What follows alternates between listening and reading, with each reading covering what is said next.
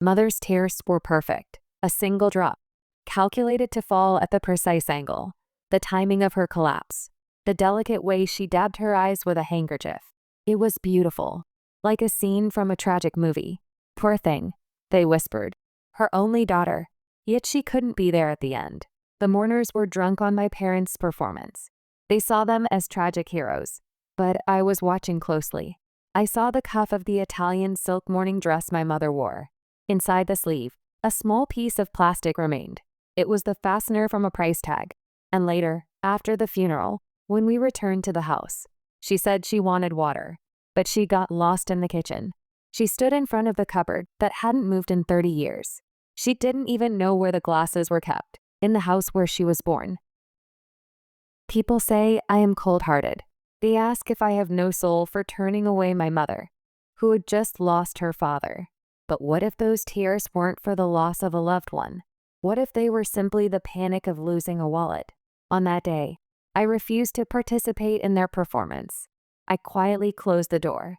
I endured until I broke, and then I chose to delete them from my life without a word. Am I the asshole? Listen to my story. Then, tell me what you would have done in my place. The story begins on that morning of cold rain, the day of my grandfather, Harrison Reed's funeral. It felt as if all the sorrow in the world had gathered in Charleston. The smell of wet earth, the heavy dampness soaking into the old brick of the church. Grandfather was a former Supreme Court justice. He was known as the Iron Scale for his fairness. Mourners from all over the city came to see him off. I sat in the front row, staring at a single point. In the corner of my eye, I saw my parents. My mother, Vanessa. My father, Trevor. It had been 10 years since they last set foot in Charleston. We were so far away. My father told the guests, gripping their hands solemnly, "It is our greatest regret that we couldn't be here at the end." He paused for effect, but I believe Father was watching our success from afar. Success. That word struck my eardrums like a discordant note.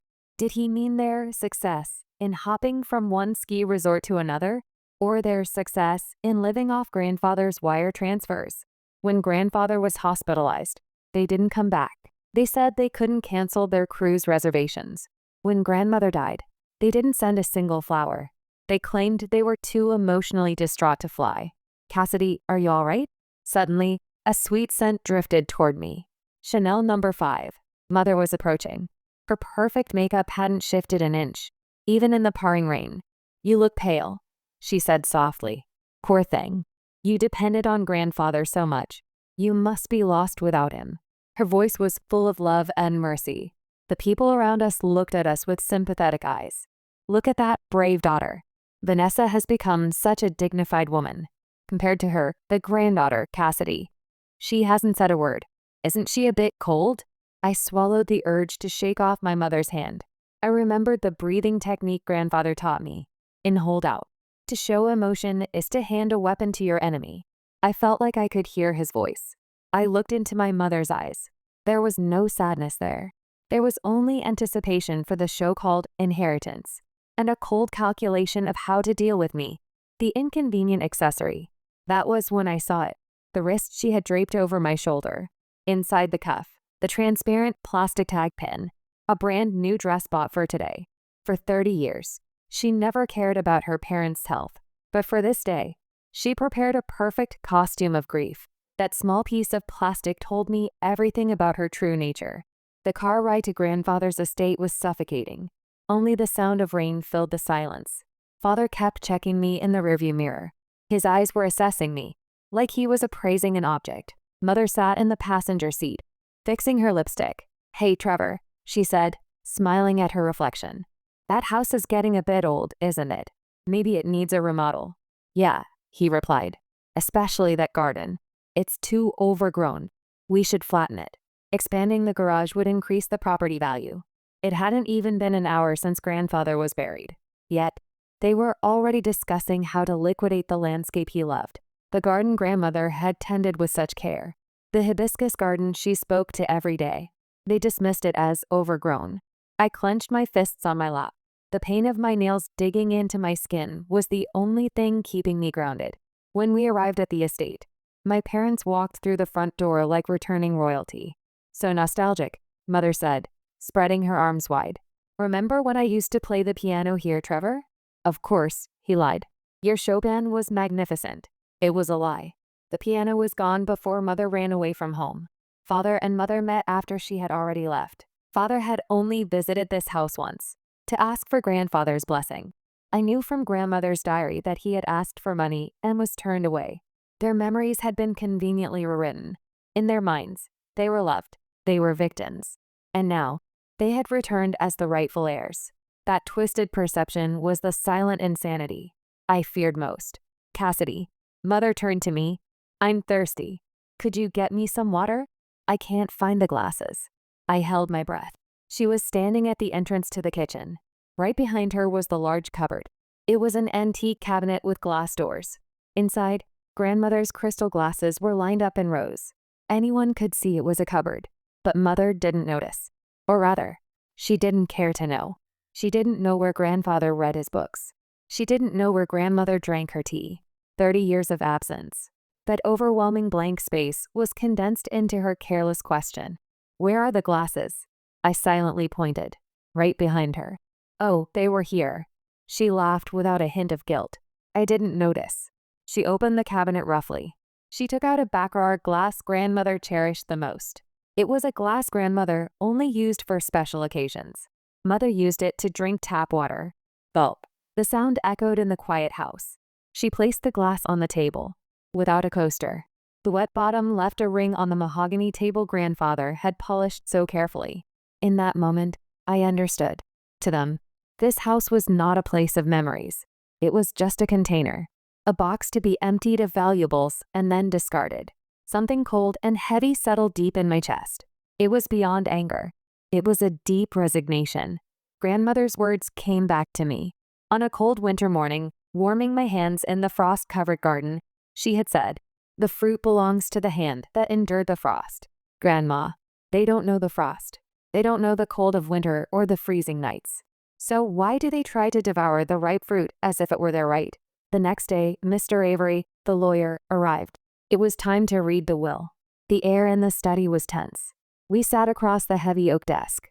Grandfather's law books looked down on us from the walls. Mr. Avery put on his reading glasses and broke the seal. The sound of tearing paper rang out like a gunshot. I will now read the last will and testament of Harrison Reed. Mother leaned forward. Father tapped his expensive shoes nervously. Their eyes shone with expectation. They believed their long absence was finally about to pay off. Article 1, all my assets, bank accounts, securities, and real estate in Charleston. Mr. Avery paused. He looked slowly at me. I bequeath to my granddaughter, Cassidy Vance. Time stopped. The sound vanished from the room, as if we were in a vacuum. What? Father was the first to speak. That's a mistake. You're reading it wrong. No, Mr. Vance, Mr. Avery said calmly, holding out the document. It is clearly stated here. Father was losing his mind in his final years. Father slammed the desk and stood up. Cassidy, it was you, wasn't it? What did you whisper to him? Did you trick an old man with declining faculties? We stayed away for your sake. Mother screamed. The loving expression from yesterday was gone.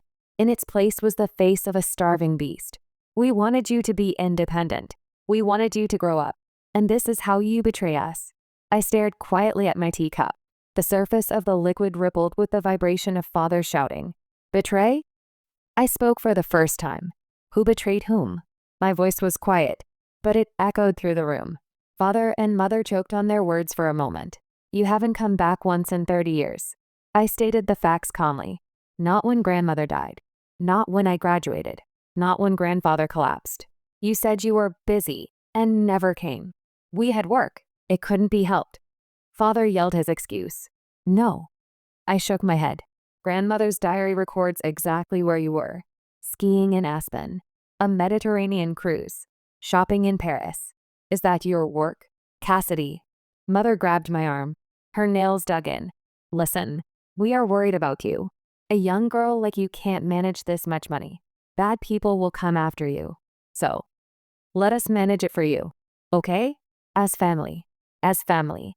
Every time those words were spoken, I felt like silk cords were tightening around my neck. Their definition of management was moving numbers from my account to theirs. To them, I was not a daughter with a personality. I was just a PA code to access grandfather's legacy. I slowly, but forcefully, peeled Mother's hand off my arm. No, thank you, I said. My family was the grandparents who raised me. You too are just my biological parents. What did you say?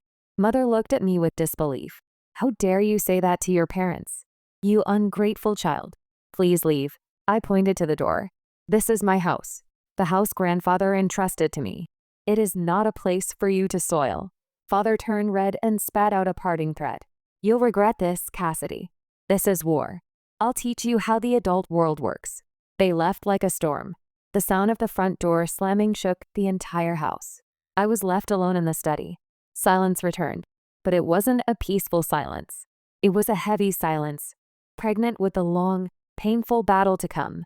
I sank deep into grandfather's chair. The smell of leather, the smell of ink. His presence still lingered. Grandpa, I whispered. I'm not wrong, am I?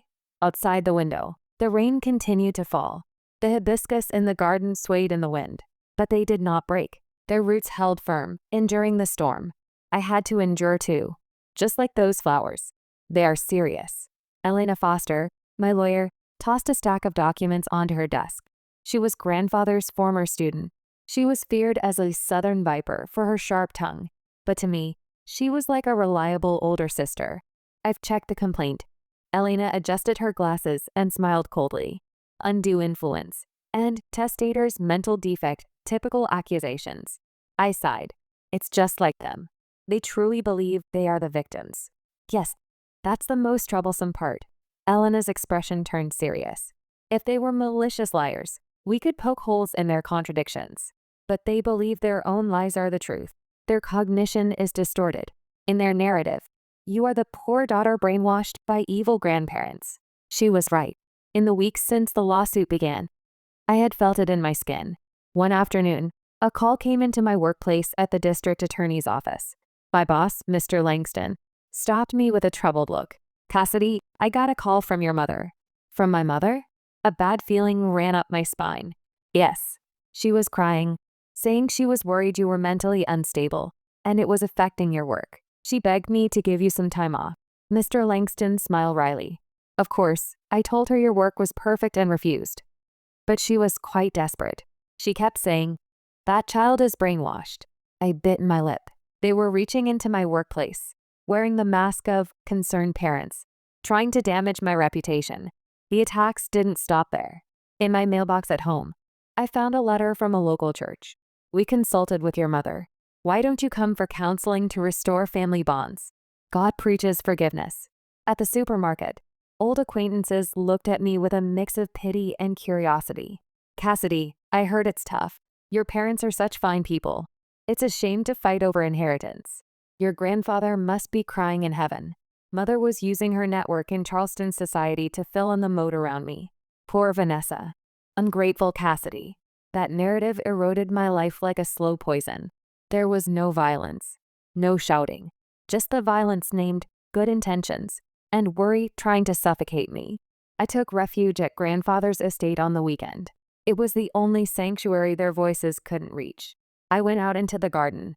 The hibiscus were shining with droplets from the rain. I picked up the pruning shears and started cutting the dead leaves. Snip, snip. The sound of the shears helped settle my chaotic mind. Grandpa, Grandma. I spoke to the flowers. I feel like I'm going to lose. At that moment, my phone rang. The screen displayed Mother. I thought about ignoring it. But just before it went to voicemail, my finger hit the answer button. It was a habit of many years. A programmed fear that I must not ignore a summons from my parents. Hello? Oh, Cassidy. You finally answered. Mother's voice was bright, bouncing as if nothing had happened. How are you? Are you eating properly? Mom found a place with delicious apple pie. Shall we go together sometime? I doubted my ears. She sued me, made harassing calls to my workplace. And now apple pie? Mother, what do you want? You're so cold asking what I want. Oh, right. About the trial. Mother's tone dropped smoothly. Dad is very angry. But Mom believes in you, Cassidy. So I have a proposal. A proposal? Yes. Let's split the inheritance in half. We'll settle on that. If we do, I think Dad will forgive you. right? We're family, aren't we? Let's stop fighting over money. Fighting over money. The irony of hearing that from the woman most obsessed with money. Half. Yes, that's fair. We're parent and child. Oh, and also, the credit card payment this month is a bit tight. Legal fees are piling up. Could you transfer just $5,000 by today? I love you. I love you, and transfer the money. Uttered in the same breath. In that instant, something inside me completely shattered. It wasn't anger. It wasn't sadness. It was the feeling of a taut thread finally snapping, followed by a release of tension. To her, I was not a daughter. I was a convenient ATM, an accessory to satisfy her vanity. Her love wasn't even conditional. Love simply did not exist. Cassidy, are you listening? Mother's impatient voice. I took a deep breath. I felt the cold air fill my lungs, clearing my head.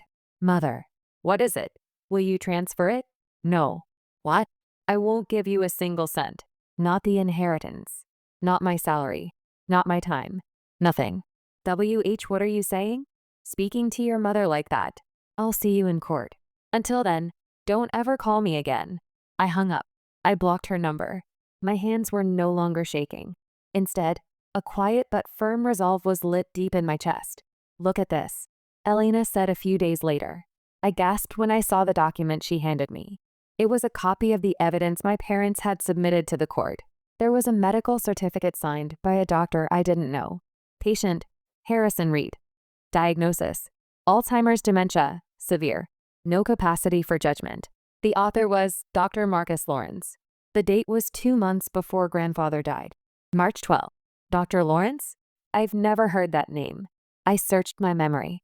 Grandfather's doctor had been Dr. Simmons for 30 years. Grandfather had never seen a doctor named Lawrence. March 12th. I opened my planner. When I saw the date, anger welled up. This is a lie. On this day, Grandpa was with me all day. Really? Elena leaned forward. Are you sure? Yes. It was pouring rain, so we couldn't go out. We watched old movies at home and played chess. No visitors came. Not one. I declared firmly. Grandpa looked at my checkmate move and laughed, saying, You've gotten sharp. A person with severe dementia couldn't read such complex chess moves. Elena's eyes shone like a hunter's. I see. They panicked and made a fatal mistake. She grinned. A forged medical certificate. And to set it on a day with a perfect alibi. They are sloppy. But how do we prove it? It happened inside the house. I'm the only witness. I asked anxiously. Don't worry, Elena said confidently. In this day and age, traces are always left behind. Besides, I looked into this Dr. Lawrence. I found something interesting. Interesting? Yes. He is a college friend of Thomas, your mother's cousin. And apparently, he's facing a medical malpractice suit and is desperate for money. The puzzle pieces fit together. Father and mother had bought a corrupt doctor to label grandfather as senile. They sold grandfather's honor, his pride, for a few pieces of paper. The shallowness of it made me nauseous. I won't forgive them. I clenched my fist. I will absolutely never forgive them for mocking Grandpa. That's the spirit, Cassidy. Elena patted my shoulder. Are you ready to counterattack? They started a mud fight. Let's win elegantly, without getting a spot of dirt on our dresses. The day of oral arguments arrived. I put on the charcoal gray suit grandfather had bought me. I looked at myself in the mirror. The swollen, crying eyes were gone. There stood the face of a lawyer ready to fight. I put grandmother's diary in my bag. This was my weapon. The strongest shield, filled with 30 years of truth. I'm going. I whispered to the empty room and opened the door. Outside, the sky was clear. I felt like I heard Grandmother Rose's words on the wind. The fruit belongs to the hand that endured the frost. My hands were no longer frozen. To grasp the fruit of truth, I took a powerful step forward. The courthouse hallway had a distinct smell. Floor wax, dusty paper, and human anxiety. I breathed it in and straightened my back. Today, I stood in this hall of justice, as grandfather used to call it, not as a plaintiff, but as a defendant. My parents and their lawyer, Simon Hunt, walked toward me. Hunt was known locally as the Bulldog for his aggressive style. Father wore a sharp Italian suit. Mother wore a pale blue dress, playing the fragile victim. As we passed, Mother stopped. Cassidy. She looked at me with sad eyes. It's not too late. If you withdraw now, I'll forgive you. Submitting that embarrassing diary to court? You're out of your mind. She knew. She knew about grandmother's diary, that we submitted as evidence. But she wasn't worried about my reputation. She was terrified that their own shame written in those pages would be made public. Who should be embarrassed by their actions? I replied quietly, Mother, you can't hide the truth. Mother's expression froze instantly. You'll regret this. She left a low threat and disappeared into the courtroom. Court is now in session. Judge Avery entered, and everyone stood. Judge Avery was an old friend of grandfather's. Because of that, to maintain impartiality, he didn't even make eye contact with me. His face remained stern. Mr. Hunt stood up and began his opening statement. Your Honor, this case is a tragic, modern-day King Lear. He spoke with dramatic gestures. My clients, the Vances, stayed away with breaking hearts for the sake of their beloved daughter.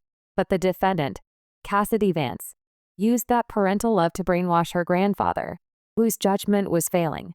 She isolated him and painted his own daughter, Vanessa, as the villain. The courtroom buzzed. Mother's acquaintances in the gallery glared at me accusingly. And the most unforgivable thing, Hunt raised his voice, is that she concealed grandfather's dementia and secretly had the will rewritten. This is definitive proof of undue influence. Mother dabbed her eyes with her handkerchief. Father looked up at the ceiling in agony. A perfect performance. If I were a stranger, I would have sympathized with them. Defense, your opening statement. Judge Avery prompted. Elena stood up slowly. She didn't raise her voice like Mr. Hunt. She spoke in a quiet, carrying tone. Your Honor, thank you for that moving story. Elena smiled ironically. However, a courtroom is not a place to tell stories. It is a place to confirm facts. We will present numbers, not emotions. Elena picked up a document. First, regarding the distance kept out of parental love. Here are the bank records for the past 22 years.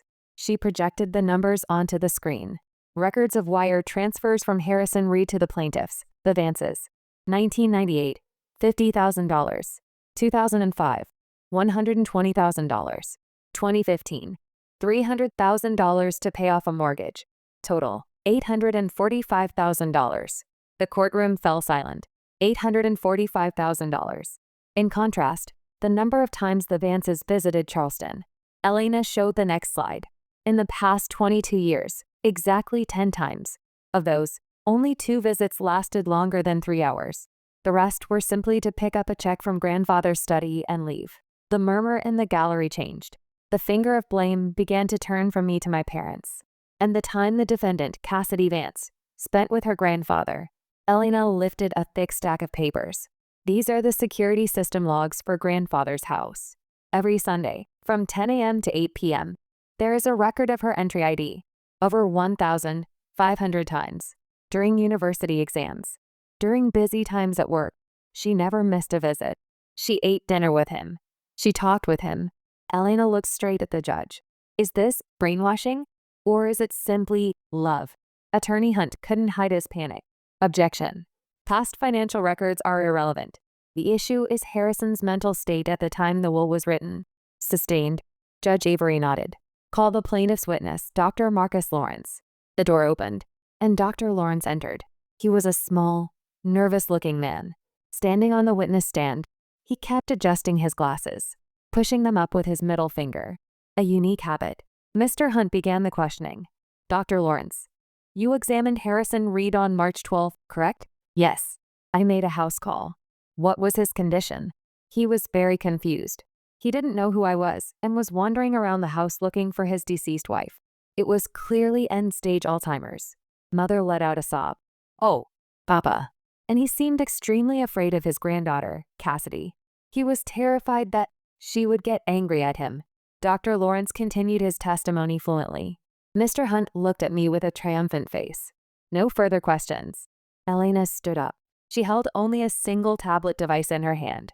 Dr. Lawrence, you said you made a house call on March 12th. What time? Around 2 p.m. 2 p.m. at Harrison's estate? Yes, definitely. Elena smiled, a smile as cold as ice. Interesting. Your Honor, I present Exhibit 43. An image appeared on the large courtroom monitor. It was blue ocean and white sand, and a selfie of Dr. Lawrence holding a tropical drink. This is a post from your Facebook, isn't it? Date: March 12th. Location tag: Nassau, Bahamas. The caption reads, "The sun is amazing. Forgetting work and refreshing." The courtroom froze. Blood drained from Dr. Lawrence's face. No, I just posted it that day. The photo is from before," he stammered, pushing up his glasses. "Is that so? Then let's look at the newspaper in the background of this photo." Elena zoomed in on the image. The Tribune, the date is March 12th. "Are you a time traveler, doctor? Or can you teleport from Charleston to the Bahamas?" "Objection," Mr. Hunt shouted, his voice cracking. Furthermore, Elena didn't let up. On March 12th, Charleston had record-breaking heavy rain. Your medical report contains a poetic description of examining him under sunlight streaming through the window. Does this mean that statement is also a fabrication? Dr. Lawrence was speechless, his mouth opening and closing like a fish. His eyes darted around, landing on Mother in the gallery. Mother had her head down, shaking. "One last thing," Elena asked quietly. "You are a college friend of Thomas, Vanessa Vance's cousin, correct? We have also investigated your recent substantial debts. How much were you paid to write this forged diagnosis?" "I refused to answer," Dr. Lawrence shouted. It was effectively a confession. Judge Avery banged his gavel. Bang, bang, bang. "Order. Witness Lawrence, do you understand that you may be charged with perjury?" The judge's voice was stern. The battle was over. Mr. Hunt held his head in his hands. Father was red-faced, staring at the floor. Mother was still muttering something. "No, I was tricked. Even now, playing the victim. I felt nothing but pity." Judge Avery took off his glasses and looked at me. His eyes held the same warm light as grandfather's.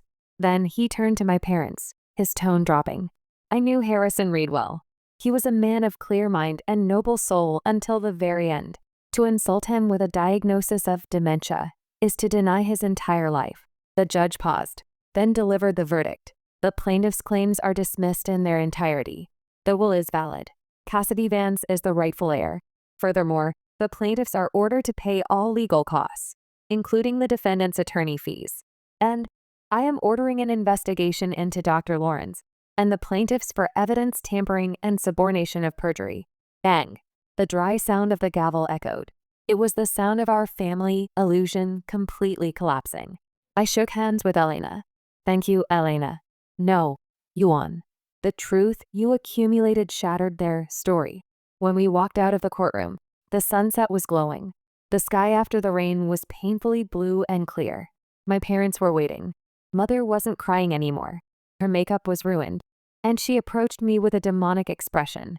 "Cassidy, wait." She tried to grab my arm, but I stepped back. "Are you planning to make criminals of your own parents? If we get arrested, your reputation will be ruined too. Do you know what society will think?" She was still saying things like that. Until the end, she lived inside a birdcage called public appearance. I stopped and looked straight into her eyes. Strangely, no emotion welled up. No anger. No sadness. Not even hatred. There was only the cold, hard fact that the person in front of me was a stranger. "Society?" I asked back quietly. "Mother, no one is watching anymore." "What?" "No one cares about you. No one cares about your tragedy or your downfall. Just like you didn't care about me for 30 years. I left those words and turned my back. "Wait, Cassidy. Please, let's talk." Behind me, Mother screamed and Father yelled something. But I never looked back. When I closed the car door, their voices were completely cut off. Silence. In the space filled only with the sound of the engine, I exhaled deeply. In holdout, my hands were no longer shaking. Seasons turned, and spring came to Charleston again. I was brewing morning coffee in the sunroom of grandfather's estate. The aroma of dark roast beans rose with the steam. Outside the window, birds were singing, and the garden green was dazzling. Since that day, my life has changed dramatically and quietly.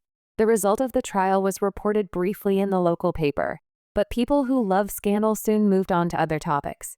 The public eye Mother spoke of never really existed. My parents left Charleston soon after. Rumor has it they fled overseas before the investigation into perjury could reach them. I don't know where they are now. I don't want to know, because that is a stranger's story. That has nothing to do with me. Click. The toaster popped as I buttered my toast. I remembered the last page of Grandmother Rose's diary. Love is not words. It is action. It is spending time for someone. It is dirtying your hands for someone. It is being covered in mud, enduring the frost, and still planting seeds. I took a bite of the toast. The crunch, the saltiness of the butter. It was a simple breakfast, but it tasted better than anything I had ever eaten. Because this was bread bought with my own money. In the house, I protected myself. I didn't have to worry about anyone's mood. I wasn't being exploited by anyone. This bland peace was exactly what I had been seeking. Cup in hand, I walked out into the garden. There, the magnificent crimson hibiscus were in full bloom. The place my parents had said should be flattened that winter. I filled the watering can and watered each plant carefully. The sound of the soil drinking the water. The sound of leaves rustling in the wind. It was the same sound I used to hear with grandmother. Good morning, Grandma. Good morning, Grandpa. I spoke to the flowers. There was no reply, but the wind gently caressed my cheek. That was enough. The old me used to wait for contact from my parents. I would check the postbox repeatedly for a birthday card. I would look at their social media and get hurt seeing them laugh with people other than me. I tried to be a good girl to be loved by them. I had bound myself with chains called expectation. But now, it's different. I expect nothing from them anymore. Not love, not an apology, not understanding. The moment I let go of expectation, I became free. It might be a slightly lonely, cold freedom, but a freezing, true loneliness is far more comfortable than a fake warmth that depends on someone else's mood. I returned to the room and sat at grandfather's heavy desk. There lay a brand new leather notebook, my own journal, which I would start writing today. I picked up a pen and wrote the first line. April 15th, 2024.